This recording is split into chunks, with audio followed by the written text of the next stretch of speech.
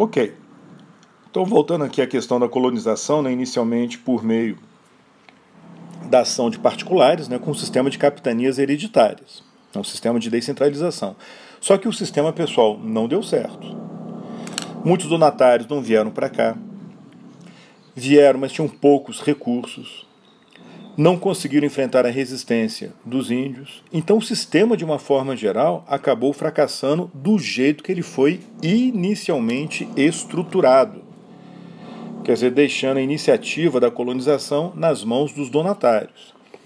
Só 2 capitanias é que deram certo. A de São Vicente com Martim Afonso de Souza, porque recebeu inicialmente o apoio, né, da monarquia. E a de Pernambuco, onde o açúcar foi introduzido, a cana-de-açúcar foi introduzida, e rapidamente a produção de cana-de-açúcar em Pernambuco superou a de São Vicente. Foi aí que o eixo, né, econômico, que poderia ter sido o Sudeste no início, ele foi fixado realmente no Nordeste.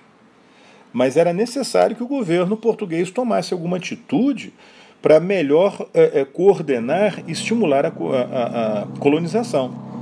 Então, em 1548, Portugal mudou de atitude em relação à colonização. Estabeleceu uma estrutura política mais centralizada, criando o cargo de governador geral, estabelecendo um governo geral, né, com a capital em uma das capitanias, né, que seria adquirida ou recomprada, né, pelo governo, pela monarquia portuguesa, e esse governador-geral estabelecido numa capital, do conjunto da colônia, envolvendo todas as capitanias, ele sim iria governar o território e coordenar o processo, né, de colonização. O governo-geral foi criado em 1548, o primeiro governador-geral foi Tomé de Souza, ele chegou aqui em 1549. Estabeleceu na capitania da Bahia, né, virou capitania real, né, passou a ser de controle da monarquia portuguesa. Salvador foi fundado em 1549 e virou a capital do Brasil, a capital da colônia. Ora, a fundação de São Vicente, em São Paulo, de Olinda, de Salvador e de outras cidades desde então, como São Paulo em 1554, Rio de Janeiro em 1565, levou à instalação de câmaras municipais, que existiam também em Portugal. As câmaras municipais tratavam da administração local, inclusive da criação de impostos locais, né? Essas câmaras municipais eram compostas pelos representantes das elites locais. Então, no nosso caso, pelos representantes dos homens bons, né? A tal aristocracia rural. Era eles que ocupavam e governavam localmente, né, por meio dessas câmaras municipais, tecnicamente subordinadas ao governador-geral em Salvador, tecnicamente subordinado ao rei, né? Então a Câmara tinha um âmbito local. O âmbito regional continuava nas mãos de um donatário. E o âmbito central com o governador-geral. Ok? Muito bem. Exatamente então quando a cana-de-açúcar foi se desenvolvendo, especialmente no Nordeste, né, sendo bem sucedida, né, começou os escravos africanos chegando cada vez numa maior quantidade, ao mesmo tempo utilizando escravozinhos, a produção de cana-de-açúcar, o cultivo da cana-de-açúcar crescendo, a produção do açúcar crescendo, né, o acordo luso-flamengo se desenvolvendo, né, então a colonização sendo bem sucedida ali no Nordeste, sobretudo em Pernambuco, né, com essa produção açucareira. Exatamente nesse momento, o último rei de Portugal, da dinastia Avis, ou de Avis, um rei que era também cardeal, o Dom Henrique, morreu em 1580, sem deixar herdeiros diretos. O parente, esse cardeal, virou rei de Portugal em 1578, depois que um jovem rei, o Dom Sebastião, morreu enfrentando os muçulmanos lá no Marrocos. Ele tentou organizar ele organizou, na verdade, né, uma cruzada lá no Marrocos, tentou conquistar territórios do Marrocos e morreu enfrentando os muçulmanos, né, em 1598. 1578. Ok? E com isso, o parente mais próximo dele era esse cardeal, o Dom Henrique, que assumiu o trono de Portugal, né, já idoso e sem poder ter filhos, era cardeal. Então todo mundo sabia que em algum momento essa dinastia de Avis iria desaparecer. E ela desapareceu quando Dom Henrique morreu em 1580. Ora, o parente mais próximo dele era o rei da Espanha, o Filipe II. Aliás, o monarca mais poderoso da Europa na época. O Filipe II era filho de uma princesa portuguesa, Isabel, que por sua vez era filha do rei Manuel de Portugal. Ou seja, o Filipe II, por parte da mãe, era neto, né, de um dos reis de Portugal. Então ele tinha direito ao trono português. Houve uma resistência inicial, mas ele invade Portugal, né, e anexa, estabelece, né, se impõe como rei de Portugal, e na prática Portugal se juntou à Espanha. Na prática Portugal foi anexada à Espanha. Oficialmente Portugal continuou sendo um reino, né, com suas próprias leis, né, suas próprias tradições, mas na prática controlada, né, pelo rei da Espanha. Essa fusão de Portugal com a Espanha, prática, né, real, foi chamada de União Ibérica. Ela durou de 1580 a 1640. Ela é chamada também de época do domínio espanhol em Portugal. Como a dinastia espanhola era a dinastia Habsburgo, uma dinastia de origem alemã, mas que reinava na Espanha, esse período também é chamado de domínio Habsburgo em Portugal. E como, coincidentemente, os reis da Espanha, na época em que Portugal foi dominada por esses monarcas, esses reis tinham o nome de Filipe, esse período é chamado também de Era Filipina. Quer dizer, foram os reis Filipe II, né, que reinou de 1556 a 1598 em Portugal a partir de 1580. Né? Filipe II em Portugal era Filipe I. Filipe II na Espanha, Filipe I em Portugal. Filipe III na Espanha, que foi o Filipe II em Portugal, né, de 1598 a 1621. E o último desses monarcas, o Filipe IV, que foi Filipe III em Portugal, que na Espanha reinou de 1621 até 1665. Né? Mas no caso de Portugal ele vai reinar só até 1640. Ora, pessoal, a Espanha era a principal potência militar da Europa, com uma monarquia altamente ambiciosa, querendo estender e ampliar o seu domínio no continente europeu. A Espanha estava em guerra com várias potências. E por causa do domínio espanhol em Portugal, Portugal foi arrastada para essas guerras. Não teve jeito. Né? Portugal agora se envolveu nas guerras da Espanha. Guerras contra quem? Contra os Países Baixos, né? Quer dizer, contra a Holanda, contra a França, contra a Inglaterra. Como a Espanha estava em guerra com os Países Baixos, né, e Portugal agora era controlada pela Espanha e o Brasil era controlado por Portugal, e havia aquele acordo luso-flamengo, né, que beneficiava os holandeses, Filipe II não teve dúvida. Rompeu esse acordo. Porque ele não ia manter um acordo comercial numa colônia dele, né, porque o Brasil agora era a colônia dele, que beneficiava o inimigo, né, que eram os holandeses. Então ele rompeu esse acordo. Resultado, os holandeses ficaram desesperados, porque não foi só um acordo de fornecimento de açúcar, foi um acordo também de fornecimento de especiarias do Oriente. Eu comentei que, né, os holandeses dependiam desse comércio de produtos do Império Colonial Português. Os holandeses reagiram como? Atacando o Império Colonial Português, quer dizer, atacando as colônias de Portugal, que agora eram colônias da Espanha. O resultado foi a Guerra Luso-Holandesa, que começou em 1602, se estendeu até 1663, durou 60 anos. Portugal lutando contra o seu antigo parceiro comercial, contra os Países Baixos. Mas não foi só Portugal, não. Os ingleses atacaram também, ataques não para colonizar, né, tomar território, mas para saquear o litoral brasileiro, né, no final do século XVI. A França, que estava em guerra com a Espanha, invadiu o Maranhão, estabeleceu uma colônia no Maranhão, chamada França Equinocial. Os franceses fundaram São Luís na ocasião, em 1612, e permaneceram no Maranhão por 3 anos, até serem expulsos, né, pelos portugueses. Foi nessa ocasião também que a Amazônia efetivamente começou a ser ocupada, né, pelos portugueses, né, ocupação colonial, porque havia o temor de que a Amazônia fosse tomada, né, pelos franceses. Então, em 1616, foi fundado Belém como uma fortaleza, né, como um forte, né, mas logo se transformou numa cidade, atraindo colonos. E, no caso da Amazônia, a atividade econômica principal foi a exploração das chamadas drogas do sertão. Vamos voltar aqui, vamos passar para esse outro slide. As chamadas novas especiarias, produtos locais, que eram obtidos por meio do extrativismo. Cacau, castanha do Pará, guaraná, urucum, ervas aromáticas, plantas medicinais. usando mão de obra indígena, só que agora frequentemente forçando os índios a trabalharem como escravos na extração desses produtos. Aqui a escravidão indígena, pessoal, ela vai perdurar até meados do século XVIII como a principal forma, modalidade de escravidão. Mais importante que a escravidão africana, mas muito mais importante que a escravidão africana. De toda forma, começa efetivamente a colonização, né, a ocupação da Amazônia aí pelos portugueses. Olha aqui no mapa, aqui no Tratado de Tordesilhas. Reparem que a maior parte da Amazônia pertencia à Espanha. O Tratado de Tordesilhas oficialmente continua existindo, só que na prática, até por necessidade militar, os espanhóis permitiram que os portugueses começassem a ocupar, penetrar numa área que cabia à Espanha, especialmente nessa região da Amazônia, né, para assegurar a defesa do território. Então, a Amazônia começa a entrar no circuito do colonialismo nesse momento. Ok? Opa, está no outro slide.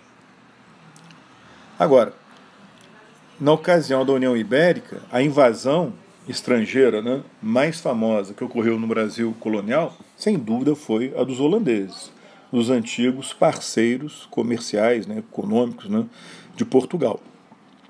A Holanda, nessa reação para obter as riquezas do Império Colonial Português, tanto no Oriente quanto na América, criou empresas comerciais compostas por capital privado, mas associado ao governo holandês. A Holanda tinha uma república oligárquica controlada pela burguesia local.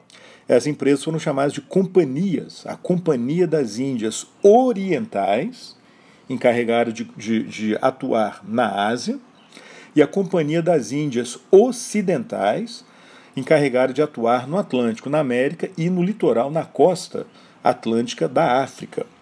Essas empresas é que oficialmente invadiram os territórios coloniais de Portugal, atacaram e invadiram os territórios coloniais de Portugal, com respaldo, né, do governo holandês. Eram empresas poderosíssimas, com força militar, né, com forças militares, soldados, navios de guerra, né, o respaldo do governo holandês. No nosso caso, então a empresa que invadiu o Nordeste, a área açucareira, foi a Companhia das Índias Ocidentais. A sigla em neerlandês, WIC, WIC. A primeira tentativa foi na Bahia, a ideia era tomar a Bahia, né, que era o centro do político, né, da colônia, conquistando Salvador, só que essa primeira invasão não deu certo. Os holandeses não conseguiram ficar muito tempo naquele território. Se reorganizaram, né, se fortaleceram, e aí sim, em 1630, lançaram uma outra invasão, essa muito mais poderosa e bem sucedida, estabelecendo um domínio holandês efetivo na maior parte do Nordeste, com exceção da Bahia. O centro, porém, desse domínio holandês foi Pernambuco, a área que mais produzia açúcar. Pernambuco, né, como centro e os outros territórios, recebeu o nome de Nova Holanda, o nome da colônia holandesa no Nordeste. Detalhe, os holandeses não alteraram a ordem social e econômica colonial original, não interessava a eles modificar aquela estrutura. Né, ou seja, mantiveram as plantations, a escravidão, mantiveram até a sociedade original luso-brasileira, fizeram um acordo, né, a empresa fez um acordo, né, com os senhores de engenho, né, com aquela aristocracia rural, com os homens bons, estimulando ainda mais a produção, fornecendo mais capitais, mais facilidade, né, para a comercialização do açúcar. Isso foi especialmente destacado na época em que os holandeses mandaram para cá o governador Maurício de Nassau, que foi, né, o grande governador holandês no Brasil não, no Nordeste, né, Flamengo, né, na Nova Holanda. Então ele consolida essa aliança com os senhores de engenho, fornecendo empréstimos, facilidade, né, de empréstimos, investiu no desenvolvimento urbano e cultural de Olinda e Recife, tratou de conquistar as praças na África fornecedoras de escravos, porque de nada adiantava dominar o Nordeste, não conseguisse mão de obra escrava, então tinha que dominar também os territórios que mais forneciam escravos, né, para o Nordeste. Foi o caso de Elmina, né, uma base, uma fortaleza, uma feitoria em Gana, conquistada em 1637, e de Luanda, em Angola, né, em 1640. Então o domínio foi para um domínio assim, quase que completo, porque eles vão controlar a área produtora de açúcar e a área fornecedora, né, de escravos. Acontece, pessoal, que nesse meio tempo, com os holandeses aparentemente consolidados no Nordeste, a União Ibérica acabou. Os portugueses fizeram uma revolta nacionalista contra o domínio espanhol e restauraram a independência de Portugal. Foi a chamada Restauração Portuguesa, e se deu com a ascensão de uma nova dinastia, a dinastia Bragança, com o rei Dom João IV, que assume o trono de Portugal enfrentando os espanhóis. A Espanha, evidentemente, não aceitou a independência de Portugal e tentou reconquistar o país, desencadeando uma guerra chamada Guerra Luso-Espanhola, que durou quase que 30 anos. Essa guerra é chamada também de Guerra da Restauração Portuguesa, ou ainda Guerra da Independência de Portugal. Como Portugal estava focada na luta contra a Espanha, Portugal, então, buscou uma trégua com a Holanda. Trégua de 10 anos, né, estabelecida em 1641. Na prática, essa trégua só foi respeitada na Europa, né, porque lá nas áreas coloniais, portugueses e holandeses continuavam disputando, né, os territórios que eram de Portugal, lá na Ásia, né, na África, né, e aqui no Brasil. De fato, nesse meio tempo, o colonialismo holandês no Nordeste entrou em crise. Por quê? Porque, pessoal, o domínio holandês tinha um custo para a Companhia das Índias Ocidentais. A Holanda estava em guerra também com outros países na Europa, né, além das disputas coloniais com Portugal. Então chegou um momento que para a companhia era fundamental cobrar imediatamente os empréstimos feitos aos senhores de engenho. E o Nassau não queria, né, que esse empréstimo fosse cobrado imediatamente, porque ele sabia que os senhores de engenho não teriam condições de pagar. E tinha muita terra em engenho hipotecado. Aí a companhia teria que confiscar as terras, né, os engenhos dos senhores, o que evidentemente causaria uma revolta dos senhores. O Nassau, então, se recusou a fazer isso. Por outro lado, a companhia começou a acusar o Nassau de corrupção, de má gerência, má administração, né, de ter facilitado muito a vida dos senhores de engenho de forma irresponsável. Bom, moral da história, o Nassau perdeu o cargo e voltou para os Países Baixos. E um comitê da Companhia das Índias Ocidentais veio para o Brasil e tratou de cobrar os empréstimos, né, confiscando terra, engenho, esse tipo de coisa. O resultado foi uma inevitável revolta dos colonos luso-brasileiros, sobretudo os senhores de engenho, contra o domínio holandês. O que até então tinha sido aceitável, tinha sido até favorável aos senhores de engenho, agora passou a ser uma coisa onerosa, opressora, né, inaceitável. Os senhores de engenho, quer dizer, os luso-brasileiros fizeram uma revolta contra o domínio holandês, a famosa insurreição pernambucana. Essa luta durou quase que 10 anos. Inicialmente, Portugal não se envolveu diretamente, mas depois acaba se envolvendo diretamente, né, quando a trégua foi rompida, e a luta passa a ser novamente entre Portugal e Holanda, né, com os portugueses apoiando, tendo apoio aí dos rebeldes luso-brasileiros em Pernambuco.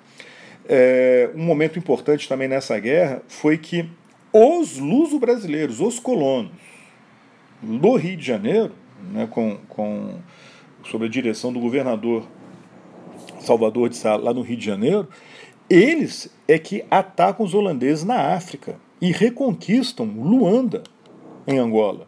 Uma das áreas fornecedoras de escravos, né, para o país. Então reparem que os interesses dos colonos estavam envolvidos também na questão africana.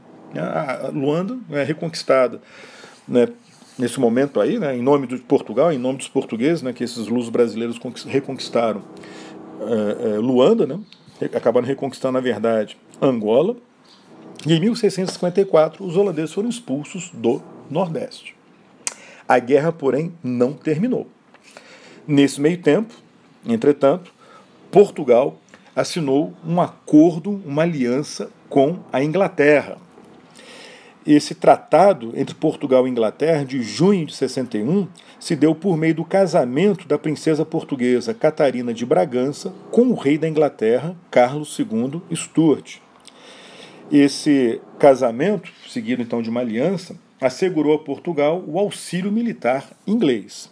Em contrapartida, como dote de casamento, a Inglaterra recebeu um pagamento em moeda, ficou com possessões portuguesas no Marrocos e na Índia, e ainda obteve privilégios comerciais no Brasil. Isso aí foi importante, pessoal, porque iniciou a dependência econômica e militar portuguesa em relação à Inglaterra. De toda forma, a guerra contra a Holanda terminou, em parte, né, porque Portugal estava com apoio dos ingleses, Em agosto de 61 foi assinado o Tratado de Haia, onde a Holanda reconheceu o domínio português no Nordeste, só que exigiu em troca o pagamento de uma indenização. Portugal pagou. Assim, oficialmente o que aconteceu, pessoal, foi que Portugal comprou o Nordeste da Holanda.